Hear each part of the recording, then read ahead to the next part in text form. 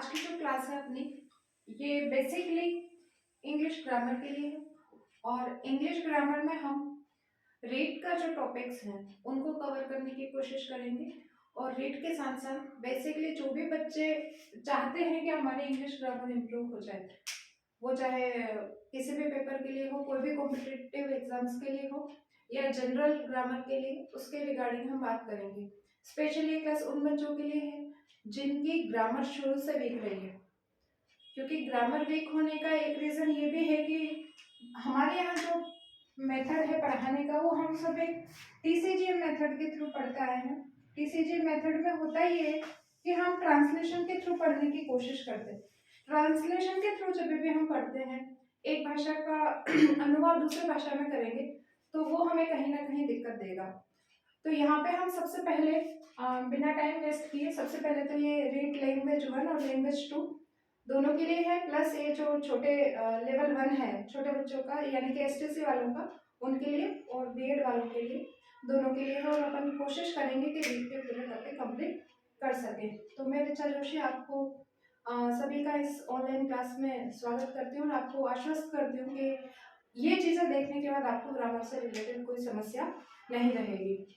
तो सबसे पहले हम बात करते हैं पार्ट्स ऑफ स्पीच की। पार्ट्स ऑफ स्पीच क्या होते हैं? हम हिंदी और इंग्लिश की ग्रामर को मिलाकर पढ़ने की कोशिश करेंगे, ताकि अगर आपकी हिंदी की ग्रामर भी अगर क्लियर है तो जब हम क्वेश्चन अटेम्प्ट करें तब हम हिंदी को इंग्लिश से रिलेट कर पाए और इंग्लिश को हिंदी से रिलेट कर पाए। हिंदी और इंग्लिश दोनों की ग्रामर में बहुत सारे टॉपिक्स जो है वो आपके सिमिलर चलेंगे।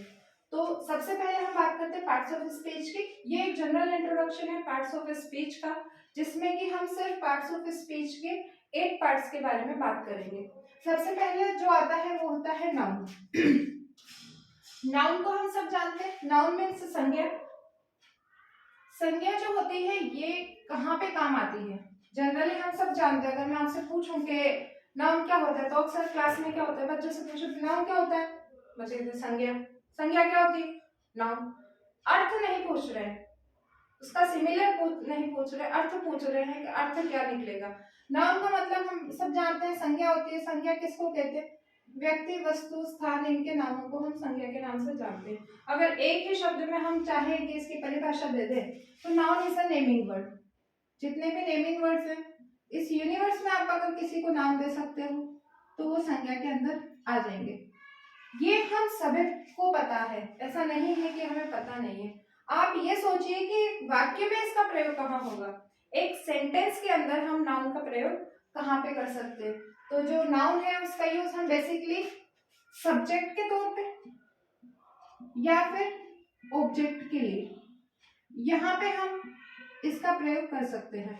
या तो सब्जेक्ट में, सब्जेक्ट को हिंदी में हम सब कर्ता कहते हैं, doer of the action is a subject, और रिसीवर ऑफ द एक्शन, जहां एक्शन रिसीव होगा, ये क्या होगा? ऑब्जेक्ट। ये किसी एक्शन को रिसीव करता है, रिसीवर होता है ये, और ये एक्शन को खुद करता है सब्जेक्ट, इसे कर्ता कहते हैं। इंग्लिश में, हिंदी में इसे हम कर्म के नाम से जानते हैं, कर्म यानी कि ऑब्जेक्ट। तो आपको क्या याद रखना है? नाउन वाक्य में कहाँ काम आएगा? वाक्य में या तो सब्जेक्ट में आएगा या ऑब्जेक्ट में आएगा। दूसरा, टेंस से रिलेटेड बच्चों को पता नहीं क्या प्रॉब्लम रहती है, मतलब अगर पूछे हम क्लास में कि क्या पढ़ा है पहले बताओ, तो बच्चे कहते हैं टेंस नहीं आते मैडम। और मैं ये कहती हूँ कि आप सभी को टेंस आते हैं, आपको टेंस का प्रयोग करना नहीं आता। ऐसा कोई बच्चा नहीं है अगर 12th अबव है तो उसको टेंस नहीं आते। टेंस आते हैं हमें। हमें ये पता नहीं है कि कहाँ पे कौन सा टेंस लगा है। पता क्यों नहीं है? क्योंकि हम टाइम एडवर्बियल्स को नहीं जानते, टाइम एडवर्बियल की इंपॉर्टेंस को नहीं जानते, इसलिए आप लोगों को पता नहीं रहता। तो आप एक बात क्या ध्यान रखोगे कि सब्जेक्ट और ऑब्जेक्ट ये टेंस डिसाइड नहीं करेंगे। आपके माइंड में क्लियर होना चाहिए कि सब्जेक्ट और ऑब्जेक्ट टेंस डिसाइड नहीं करेंगे। जैसे कि राम बाजार जा रहा है, राम बाजार जा रहा था, या राम बाजार जाएगा। राम राम ही रहेगा, वो चाहे हम प्रेजेंट में बोले, चाहे पास्ट में बोले, चाहे फ्यूचर में बोले, राम के ऊपर कोई भी इफेक्ट नहीं पड़ने वाला टेंस का। ऑब्जेक्ट का और सब्जेक्ट का दोनों का ही इफेक्ट नहीं पड़ता। अगर आम खा रहा था तो आम प्रेजेंट में भी आम है, पास्ट में भी आम है और फ्यूचर में भी आम है। फिर फर्क किससे पड़ता है, इसको जब आएगा हम देख लेंगे। दूसरा है प्रोनाउन। नाउन जो शब्द होते हैं फर्स्ट टाइम इंट्रोड्यूस वो हम नाउन के साथ करते हैं, लेकिन ऐसे शब्द जो रिप्लेस कर दे नाउन को, क्या कर दे, रिप्लेस का मतलब है कि तू उठ जा यहाँ से, अब मैं बैठूंगा, क्या तुम उठ जाओ अब मैं आ रहा हूं, तो वो जो नाउन को हटा के उनके जगह जो वर्ड लग जाएंगे जो नाउन को रिप्लेस कर देंगे, यानी कि री प्लस प्लेस, इसके जगह पर ये बैठ जाएंगे, रिप्लेस यानी इसके जगह पे ही आ जाएंगे, वो प्रोनाउन होता है। जैसे सिंपली हमें सबको पता है टाइप्स, हम जब इनको एक एक टॉपिक पढ़ेंगे तब हम इनका टाइप पढ़ेंगे। अभी हम कितना सा समझेंगे कि नाउन की जगह आने वाले शब्द यानी नाउन को जो रिप्लेस कर दे वो क्या कहलाते हैं, प्रोनाउन कहलाते हैं। जनरली जैसे ही बॉय के लिए, शी गर्ल के लिए, it neutral gender and non living things के लिए, ठीक है। नॉन लिविंग में जब आता है कोई सिंगुलर में तो हम इट लगा देते हैं, दे। ये सब जो हम टाइप पढ़ते आ रहे हैं, वैसे तो ये लंबा चौड़ा टॉपिक होता है अपने आप में, लेकिन हम इसकी बात कहाँ पे करेंगे, जब हम इसको पढ़ेंगे नाउन को। अभी हम प्रोनाउन को तब हम इसके बारे में बात करेंगे। ये रिप्लेसिंग वर्ड्स होते हैं यानी कि इसके जगह आने वाले शब्द होते हैं रिप्लेसिंग वर्ड्स। एडजेक्टिव क्या होता है थर्ड जो बात करेंगे हम कि एडजेक्टिव क्या होता है। तो मैं बच्चों से अक्सर कहती हूँ हमारी क्लास में कि अगर आप कभी कुछ नई चीज लेने जाते हो, कपड़े लेने जाते हैं हम, या अपन जाके बोलते हैं दुकानदार को कि लाओ एक कोट दिखाइए या एक शेरवानी दिखाइए या एक लहंगा दिखाइए, तो जो फर्स्ट टाइम इंट्रोड्यूस करते हैं कि ये देखिए ये है शानदार शर्ट, ये है शर्ट, उसके बाद उसके बारे में जितनी भी चीजें बोलेंगे वो सब उसका एडजेक्टिव बोलेंगे। जैसे कि देखिए कितनी शानदार है, वाइट कलर की है, मार्केट में ऐसे एक ही है, तो ये सब वो क्या कर रहे हैं, सिर्फ शर्ट की यानी कि नाउन की विशेषता बता रहे हैं। एडजेक्टिव का मतलब ऐसी चीजें जो मॉडिफाई कर दे। मॉडिफाई का मतलब कुछ बता, सुधार करना होता है वैसे तो मॉडिफाई का, पर मॉडिफाई कर दे नाउन को। किसको हम मॉडिफाई करें, नाउन को। या फिर इसको हम और कह सकते हैं कि इसको डिफाइन कर दे, नाउन के बारे में कुछ भी बता दे, वो सब एडजेक्टिव होते हैं। जैसे मान लीजिए हमने एक नाउन लिया बैग, कितने बैग हैं, 1, कैसा है, न्यू, कौन सा कलर है, पिंक।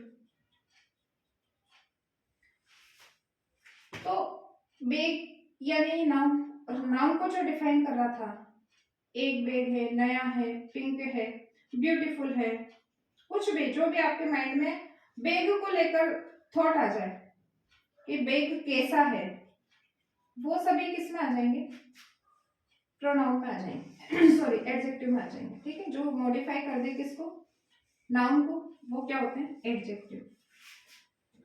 अब मैं आपको जो बता रही थी इंपॉर्टेंट बात, सबसे इंपॉर्टेंट वर्ड, सबसे ज्यादा कंफ्यूजिंग जो चीज है वो यही है, जहां से बच्चे कंफ्यूज होते हैं, और तीन ही वर्ड जो होती है मेनली यही कंफ्यूजन बच्चों को बहुत ज्यादा रहता है। बी हैव डू की जितनी वर्ब फॉर्म आएंगी ये कहीं ना कहीं आपको परेशान करती है। जनरली होता है हमें पता नहीं चलता कि किसके साथ किस चीज का प्रयोग करना है, उसका सबसे बड़ा रीजन जो है वो बी हैव डू ही है, ठीक है। ये आप जैसे जैसे पढ़ोगे क्लास को आगे वैसे वैसे आपको ज्यादा समझ में आता जाएगा। जनरली जो टेंस का निर्धारण है, हम कहेंगे कि कौन सा टेंस चल रहा है, तो टेंस होता क्या है।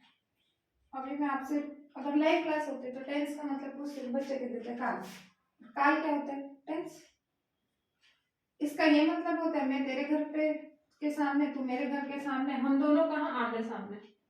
जनरली अपन ये उत्तर दे देते हैं, लेकिन अगर सही फॉर्म देखें टेंस की तो होता क्या है, tense equal to correct form of the verb, correct form of the verb. मतलब समझ में ही नहीं आया, दो कॉन्सेप्ट चलेंगे, एक होता है टाइम, एक होता है टेंस। टाइम एक यूनिवर्सल कॉन्सेप्ट होता है। यूनिवर्सल का मतलब जो शाश्वत तरीके से चलता रहता है, और टेंस इस टाइम को निर्धारित कर देता है। जैसे मैं बोल दूं टुडे, टाइम हो गया आज, आज है तो कौन सा टेंस है? प्रेजेंट, सिंपल है ना। मैं कह दूं यस्टरडे, यस्टरडे आपको मैंने टाइम बता दिया, यानी बीता हुआ कल। बीता हुआ कल का क्या मतलब हो गया? पास्ट। मैं कह दूं नेक्स्ट डे या नेक्स्ट वीक, ठीक है, इसका क्या मतलब हो गया? नेक्स्ट वीक का मतलब फ्यूचर। यहाँ पे मैंने आपको टाइम बताया और आपने डिसाइड कर लिया टेंस। टाइम को देखकर हमें किसका पता लग जाता है? टेंस का पता लग जाता है। और इसके करेक्ट फॉर्म लगाना, करेक्ट फॉर्म का मतलब जो टेंस के अकॉर्डिंग सुटेबल हो, प्लस ध्यान रख रही हो कि मैं सिंगुलर के साथ हो तो सिंगुलर आऊंगी और प्लूरल के साथ हो तो प्लूरल आऊंगी। ये जो होता है ये वर्ब होता है। एक और बात, जब हम देखते हैं जैसे ही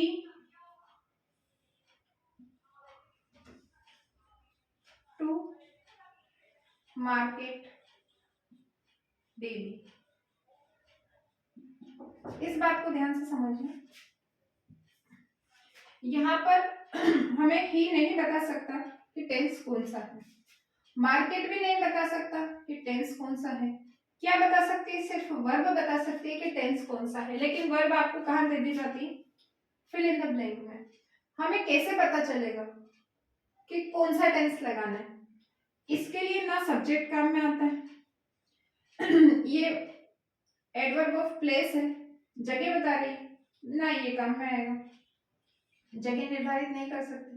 मार्केट आज भी मार्केट है, कल भी मार्केट ही रहता और फ्यूचर में भी मार्केट होगा। यहाँ पे आ रहा है डेली।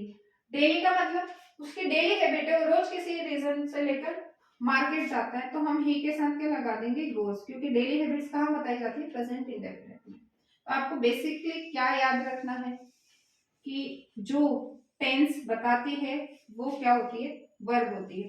और वर्ब जो होती है उसका निर्धारण हम टाइम एडवर्बियल या जो पीछे अदर्स में कुछ हिंट आता है उसके हिसाब से लगा सकते हैं कि टेंस कौन सा लगेगा। बाकी वर्ब अपने आप में बहुत बड़ा टॉपिक है। सकर्मक क्रियाएं, अकर्मक क्रियाएं, द्विकर्मक क्रियाएं यानी कि ट्रांजिटिव, इंट्रांजिटिव और बाय ट्रांजिटिव या डाय ट्रांजिटिव, इनको हम वर्ब में डिस्कस करेंगे। फिर नेक्स्ट आता है एडवर्ब। एडवर्ब में आपको नजर आ ही रहा होगा कि दो शब्दों से मिलकर बना है, एड और प्लस वर्ब यानी कि हम किस में एडिशन कर दें? वर्ब में एडिशन कर दें। तो क्या सिर्फ जो वर्ब को डिफाइन कर देता है वही एडवर्ब होता है? ऐसा बिल्कुल भी नहीं। एडवर्ब आप अपने आप में पार्ट्स ऑफ स्पीच में अगर हम शायद इस इंटरजेक्शन को छोड़ दें तो ये सबको डिफाइन कर देगा। प्रोनाउन को शायद एक आध जगह करे तो करे, अदरवाइज हम जनरली इसका यूज नहीं करते। नाउन में 4 ऐसे एडवर्ब हैं जहाँ पे जो नाउन को डिफाइन कर देते हैं। 4 एडवर्ब है बस जो नाउन को डिफाइन कर देते हैं। अदरवाइज ये एडजेक्टिव, वर्ब, एडवर्ब खुद, कंजंक्शन, प्रीपोजिशन प्लस सेंटेंस उसको भी डिफाइन कर देता है। लेकिन अपने आप में फिर वही मैं कह रही हूँ कि ये बड़ा टॉपिक है, तो जब हम इंडिविजुअली टॉपिक पढ़ेंगे तब हम इसको पढ़ेंगे। तो एडवर्ब एडिशन कर दे किसमें? वर्ब में, उसे हम क्या कहते हैं? एडवर्ब। कंजंक्शन, कंजंक्शन के नाम से अगर आप लैंग्वेज 1 में लेते हैं तो वहां पे तो आपको ये पार्ट्स ऑफ स्पीच पढ़ने ही है। मैं सभी बच्चों को सजेस्ट करती हूँ कि आप इंग्लिश को लैंग्वेज 2 में लीजिए, चाहे आप इंग्लिश बैकग्राउंड से हो चाहे आप हिंदी बैकग्राउंड से हो। लेकिन लैंग्वेज 2 में अगर आप इंग्लिश लेते हो तो आपको बहुत सारी चीजें इजी मिलेंगी, बहुत अच्छी मिलेंगी, बहुत अच्छे से नंबर वहां पे हम गेन कर सकते हैं। कंजंक्शन को ही लिंकिंग डिवाइस भी एक तरीके से मान सकते हो आप। लिंकिंग डिवाइस भी क्या होते हैं? जो जोड़ने का काम कर देंगे वो लिंकिंग डिवाइस होते हैं। और कंजंक्शन 2 वाक्य, 2 शब्द, 2 फ्रेज, 2 लेटर, 2 सेंटेंस, इनको जोड़ने का काम कंजंक्शन करेंगे। ठीक है, ये अपने आप में सेकेंड जो लैंग्वेज है उसमें टॉपिक ही है लिंकिंग डिवाइस। उसमें अलग अलग डिवाइस यानी कि अलग अलग आपको पढ़ना पड़ेगा कि कौन सा जो कंजंक्शन है वो कहाँ पर लग रहा है। ये जोड़ने का काम करेगा। कन प्लस जक्त दो वर्ड से मिलके बना है, इसका मतलब ये क्या होता है, आपस में किसी चीज को जोड़ देना। प्री और पोजीशन, दो वर्ड से मिलके प्रीपोजिशन बना है। तो प्री और पोजीशन में हम देखें तो एक नाउन या जैसे टेबल है, नाउन है, कोई चीज है, उसको जोड़ना है सेंटेंस के साथ। ऐसे टाइम पे हम प्रीपोजिशन का यूज करते हैं और इसको मेन सेंटेंस के साथ जोड़ देते हैं, यानी कि कोई ना कोई पोजीशन दे देते हैं हम इसको मेन सेंटेंस के बाद, या वैसे हम चाहे तो इसको आगे पीछे कहीं यूज भी कर सकते हैं, लेकिन जनरली हम इसको पीछे ही देखते हैं। यूनिवर्सल आ जाए तो आगे पीछे हो सकता है, अदरवाइज हम इसको पीछे देखते हैं। ठीक है, तो जब हम मेन सेंटेंस के साथ किसी अन्य नाउन को जोड़ दें तब हम प्रीपोजिशन का यूज करते हैं। ठीक है, डिटेल में वही बाद में बात करेंगे। प्रीपोजिशन बहुत सारी होती है, लिस्ट भी होती है फिक्स प्रीपोजिशन की, जिसको भी आपको याद करना पड़ता है, पर जनरली सेकंड ग्रेड के लिए होता है। थर्ड ग्रेड में इतना डीपली कुछ आता नहीं है। थर्ड ग्रेड का तो कोर्स ही बहुत लिमिटेड है, और मैं कोशिश करूंगी कि मेरे जो स्टूडेंट हैं बीएड के और डीएलएड के, मैं कॉलेज में पढ़ाती हूँ बीएड में, तो वहाँ पर मैंने बच्चे बार बार रिक्वेस्ट कर रहे थे कि मैम आप ऑनलाइन वीडियो बनाइए रीड के रिगार्डिंग, तो मैंने ये क्लासेस शुरू करी। अगर अच्छा रिस्पॉन्स रहा तो पूरी की पूरी क्लास में इस पे कंप्लीट करवा दूंगी। इंटरजेक्शन क्या होता है, इंटरजेक्शन में हम हमारे मूड्स को बता देते हैं, जैसे कि अलास, बड़े दुख की बात है, जॉय, हैप्पी, हैप्पीनेस। इस तरीके में जब हम कभी भी कुछ इंटरजेक्ट कर दे, यानी कि अपने दुख को प्रकट कर दे, हुर्रा वर्ड, जनरली हम ये भी कह सकते हैं कि इसके बाद मार्क ऑफ एक्सक्लेमेशन लगा हुआ मिल जाता है। तो ये वाले जो चीज है, प्लस अगर आप बात करें कोई भी जो चिन्ह होते हैं उनकी जो आते हैं, जैसे फुल स्टॉप, इन्वर्टेड कोमास, ये भी हम इंटरजेक्शन में शामिल कर लेते हैं। जनरली तो ये हम कह सकते हैं कि मूड के ऊपर डिपेंड होता है, जो मूड अचानक देखकर कोई भी शब्द आपके मुंह से निकल जाए वो इंटरजेक्शन के पार्ट होते हैं। तो हमने यहाँ पे 8 पार्ट्स ऑफ स्पीच के बारे में पढ़ा है, जिसमें noun, noun is a naming word. Naming word का मतलब ये आ गया कि यूनिवर्स में जितनी चीजें हैं, आपको जो भी दिमाग में आपके आ रहा है, और अगर आप उसको नाम दे सकते हो, चाहे वो भावनाएं हो, चाहे आपकी अवस्थाएं हो, चाहे कोई दिखने वाली चीज हो, चाहे कोई नहीं दिखने वाली चीज हो, और अगर आप कहो कि दिखने वाली चीज जिसको आप छू सकते हो, तो बेसिकली नाउन ही है। उसमें तो आपको सोचने की जरूरत नहीं है कि वो नाउन है या नहीं है। जैसे जितनी चीजें आपको अपने सराउंडिंग्स में दिख रही हैं, आप अपने रूम में देखिए, जो जो चीजें आपको दिख रही है और आप छू सकते हो, तो वो सब नाउन है। अब कैटेगरी हम इसको डिवाइड कर लेंगे। नाउन की जगह जो वर्ड्स यूज हो जाएंगे उसे हम प्रोनाउन कहते हैं। नाउन को जो मॉडिफाई कर देगा उसे हम एडजेक्टिव कहते हैं। वह शब्द जिससे कि क्रिया के बारे में पता चल जाए कि क्या एक्टिविटी हो रही है, क्या काम हो रहा है। जनरली हम हिंदी में देखें तो ऐसे शब्दों के पीछे हम ना लगा देते, खाना पीना, सोना, जागना, पढ़ना, हंसना, रोना, ये सब वर्ब होते। वर्ब प्लस एडजेक्टिव, खुद एडवर्ब, कंजंक्शन, प्रीपोजिशन, सेंटेंस, इनको जो डिफाइन कर देते हैं इनको हम एडवर्ब कहते हैं। कंजंक्शन दो शब्दों को जोड़ने वाले, और प्रीपोजिशन जो मेन सेंटेंस के साथ जोड़ देंगे। तो आज के लिए इतना ही। Thank you.